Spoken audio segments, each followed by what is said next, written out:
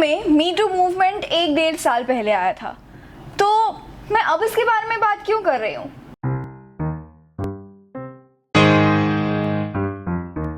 Hello the equalist empire.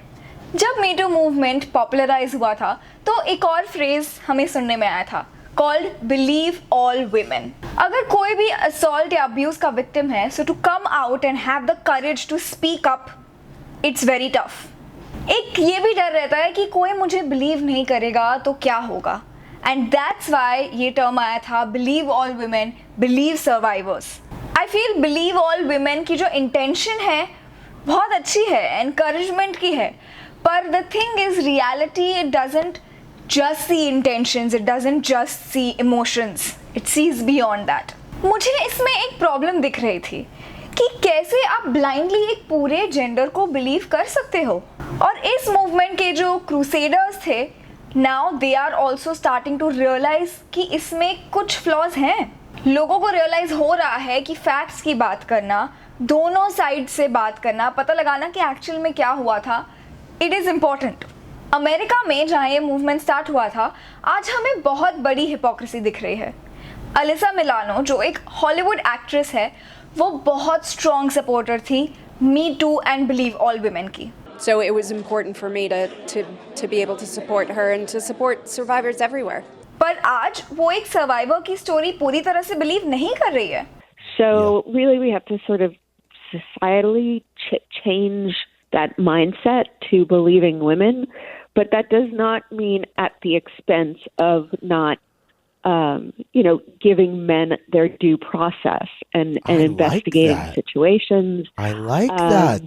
And giving, it's got to be fair in both directions. जो ये fairness की बात हुई जा रही है, ड्यू डिलिजेंस की बात हुई जा रही है, I completely agree. बट लोगों को इसमें हिपोक्रेसी कहाँ दिख रही है? पास्ट के कुछ इंसिडेंट्स में ऐसा हुआ था कि जब अलिसा मिलानो एक पॉलिटिकल पार्टी को नहीं सपोर्ट करती थी, तो उसके सुप्रीम कोर्ट जस्टिस पे जो एलिगेशंस आए थे, वो सपोर्ट करते हुए she said, I wasn't there with any political agenda. I was there to support a survivor of assault. उस टाइम पे उन्होंने बिलीव वुमेन के बारे में सबको बताने की कोशिश करी। बट अब जिस पॉलिटिकल पार्टी को वो सपोर्ट करती हैं, उसके प्रेसिडेंशियल कैंडिडेट्स पर एलिगेशंस आए हैं, and so now she doesn't support the story of the survivor Tara Reid. I've been very vocal about Biden and my support for him. I've known him for a long time, and I did do my due diligence because part of it was that, and the article that sort of stood out to me was that Time's Up decided not to take the case. And so, that was important to you. That meant, well, maybe there's more to this story here. Right. I did my work and I spoke to Time's Up, and I just don't feel comfortable throwing away a decent man that I've known for 15 years. Yep. In this time of complete chaos without there being a thorough investigation. अब इस situation में उन्हें realise हो रहा है कि शायद facts important हैं। डू आई नो कि टारा रीड सच बोल रही है, या जो दूसरी 8-9 औरतें हैं जिन्होंने जो बाइडेन पे एलिगेशंस लगाए हैं, क्या वो सच बोल रही हैं? I have no idea, but what I do know is कि जैसे ही ये हुआ है, हमें बहुत सारे अलग अलग लोगों की हिपोक्रेसी दिखनी चालू हो गई है। But better late than never कि लोग रियलाइज करें that due diligence facts is important. और ये तो मैंने आपको एक बहुत ही छोटा सा पार्ट बताया ये पूरी स्टोरी का, इसमें बहुत और कुछ है। बिलीव ऑल वुमेन बोलना बहुत अच्छा लगता है, बहुत पावरफुल लगता है, पर जब खुद पे बीतती है या if somebody is close to you उन पे बीतती है, तब रियलाइज होता है कि due diligence is also equally important. और ऐसी टाइप की सिचुएशन हमने इंडिया में भी देखी है long ago, but let me brush up your memory. Mallika Dua जो एक कॉमेडियन है, वो मी टू के टाइम पर काफ़ी एक्टिव थी। वो कहती थी कि वो सर्वाइवर्स को बिलीव करती हैं। Taking a stand was not difficult. It's out of the question. You have to take a stand. Right. You can't discredit a survivor story, and you can't, turn a blind eye to what is happening in front of you. But जब उन खुद के dad पे allegations आए तब वो survivor को नहीं बिलीव कर रही थी। उन्होंने कहा भी है कि ये एलिगेशंस का 40 पेजेस का रिस्पॉन्स भेजा हुआ है। होपफुली तब उन्हें रियलाइज हुआ होगा कि every single thing you read on the internet वो सच नहीं होती, कि 40 pages worth of your side of the story of maybe facts is also important. Aditi Mittal, who is also a comedian, वो मीटू के time पे बहुत active थी। वो जसलीन कौर को जसलीन एंड सरबजीत के केस में नेशनल टेलीविजन पे सपोर्ट करने गई थी।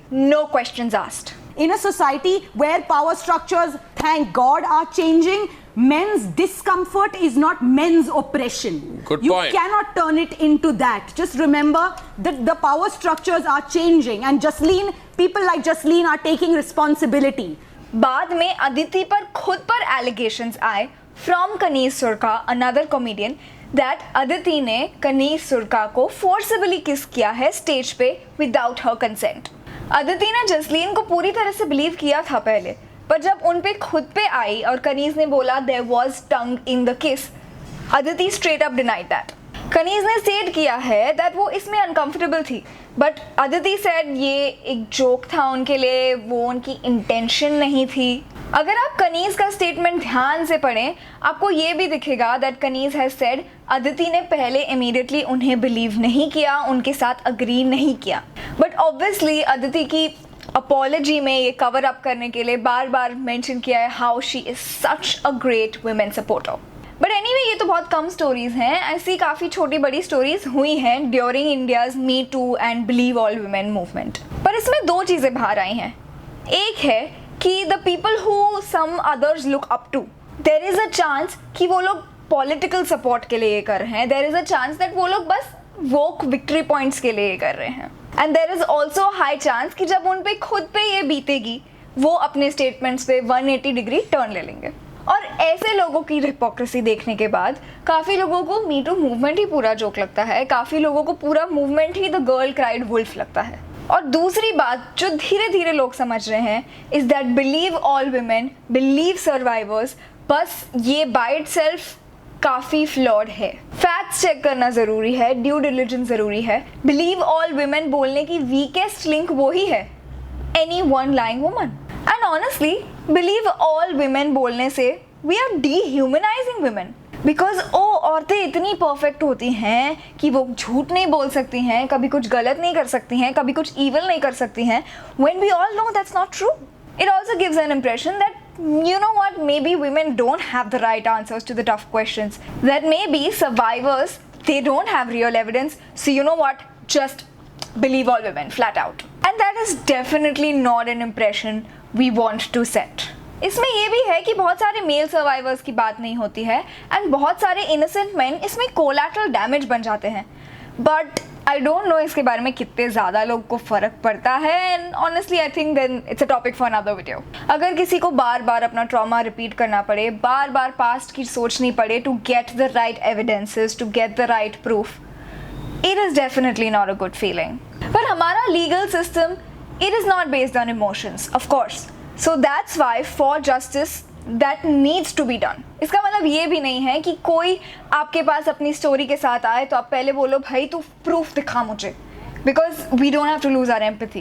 In fact, as many problems as I think there are with the Me Too movement, आज there are many more women who have the courage, who are more confident अपनी story बाहर लाने के लिए। And अगर publicly भी necessarily बात नहीं करनी है, we still know that there are these some inboxes we can just go offload there, feel a little bit less pressure, thinking at least yes हमने किसी को बताया ये हुआ था हमारे साथ। बट ये बिलीव ऑल विमेन के जो सपोर्टर्स रह चुके हैं उनकी हिपोक्रेसी तो हमने देख ही ली है, और ये थ्योरी इटसेल्फ में जो फ्लॉज हैं वो भी हमने देख लिए हैं। I think these holes actually negatively affect survivors. Overall हमारी सोसाइटी में इस इशू के बारे में बात करने के लिए करेज लाना, it is tough and it is important and it is necessary, but at the same time justice के लिए facts are also necessary. Let's focus on facts, let's focus on due diligence, because वो ही है जो actual solution देगा। Anyway, that is all for this video. What are your thoughts on this? Let me know in the comments down below. Thank you so much for watching. Please do like, please do share, please do subscribe to watch more such videos.